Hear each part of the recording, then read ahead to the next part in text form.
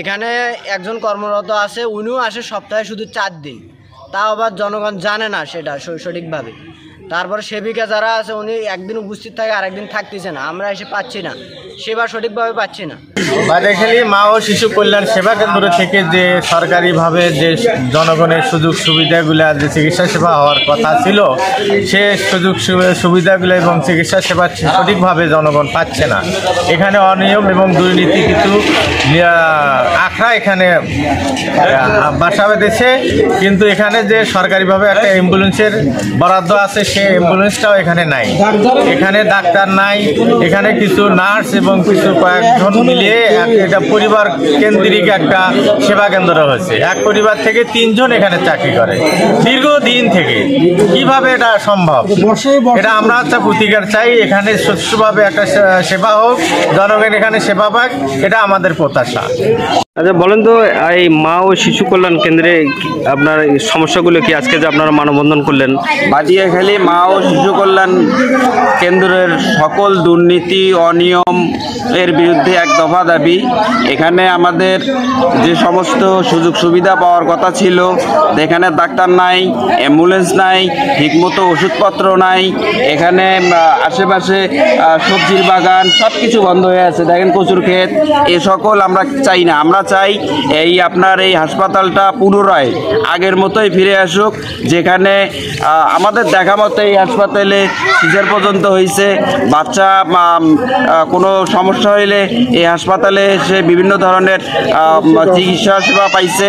এখানে বর্তমানে কিছুই নাই, শুধুমাত্র এখানে প্যারাসিটামল দ্বারা চিকিৎসা হয়। কেন্দ্র এটা দীর্ঘদিন থেকে অবহেলিত, প্রায় 15 বছর ধরে এক পরিবারতান্ত্রিক চালাচ্ছে এবং এখানে সরকার গভর্নমেন্ট কর্তৃক কোটি কোটি টাকা ব্যয় করা হয়েছে এই বাদিয়াখালী ইউনিয়নের সাধারণ জনগণের জন্য। আমরা দাবি জানাচ্ছি মানববন্ধনের মাধ্যমে আজকে যে এখানে 24 ঘন্টা সেবা নিশ্চিত করা হোক এবং মা ও শিশুর সেবা নিশ্চিত করা হোক। এবং এখানে যারা সেবক সেবিকা চাকরি করেন, এনাদের ভিতর অনেক দুর্নীতির আভাস আমরা পাচ্ছি। বিশেষ করে যে ভবনটায় সেবা দেওয়া হয়, এই ভবনটা অনেক ঝুঁকিপূর্ণ অবস্থায় আছে, তার আশেপাশে অনেক ধরনের অনিয়ম। আমরা চাচ্ছি এগুলো সব কিছু রোধ করতে এবং সুন্দরভাবে পরিপাটির সাথে যারা এখানে সেবা দেওয়া হয় এবং আমাদের কেন্দ্রের সেবা যেন সব জনগণ সুশৃঙ্খলভাবে সুন্দরভাবে পায়। দীর্ঘদিন হলে এটা বর্ষের বর্ষ অবহেলিত ভাবে পড়ে আছে। আমরা এটার জন্য কত যোগাযোগ করছি, কিন্তু কেউ পাত্তা দেয় না। ডাক্তারও নেই, নার্সও নেই, কেউই নেই, খালি ফাওয়া বেতন কে নেই এই বেতনগুলো। এখানে গর্ভবতী মায়েরা সেবা পায় না এখন ঠিকভাবে, আগে পাইতো। এখানে গর্ভবতী মায়েরা সন্তান প্রসব করতো, এখানে আর হয় না, ডাক্তার থাকে না, সিট নাই, ওষুধ নাই। এটা আমরা সুষ্ঠুভাবে জন্য আমরা এখানে সেবা পাই বাদিয়াখালীর, এটা আমরা প্রত্যাশা করতেছি। আচ্ছা আপনার নাম কি, পরিচয় দেন তো একটু? আমার নাম সাবিয়া সুফিয়ান, পরিবার কল্যাণ পরিদর্শিকা। এখানকার জনগণের যে অভিযোগ, এখানে সেবার মান নাজুক, ডাক্তার আসে না, ডাক্তারের তো পোস্ট না, নাই ডাক্তার।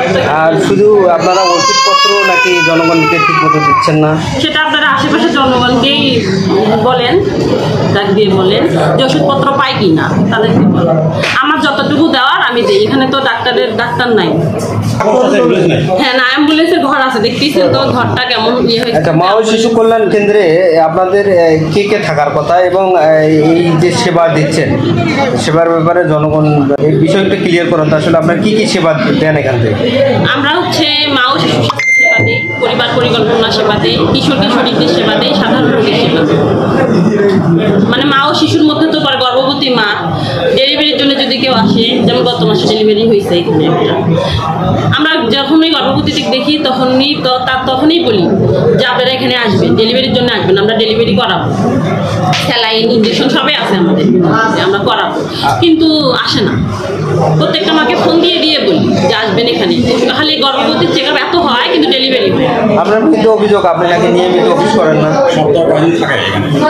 আমার 3টে ইউনিয়নের দায়িত্ব আছে, বুঝছেন। এখানে আসি আমি শনিবার রবিবারে স্যাটেলাইট করি, বাদিয়াখালীতে 4টা স্যাটেলাইট করতে হয় মাসে। প্রতি 4 রবিবারে 4 জায়গায় যাই। প্রথম রবিবারে যাই আমি চকগড়, বুঝছেন।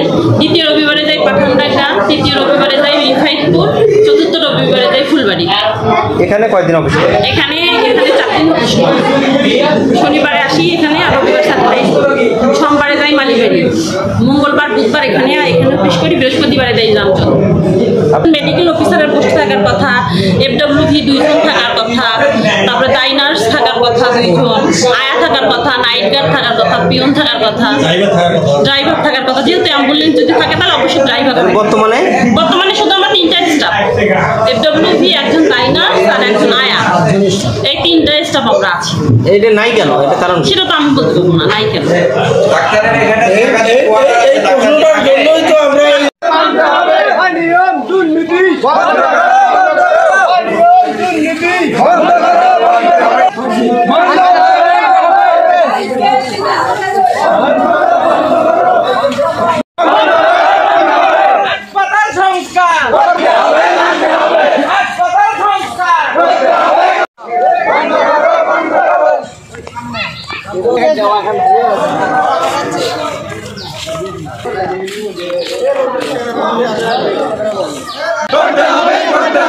এক দফা এক দাবি।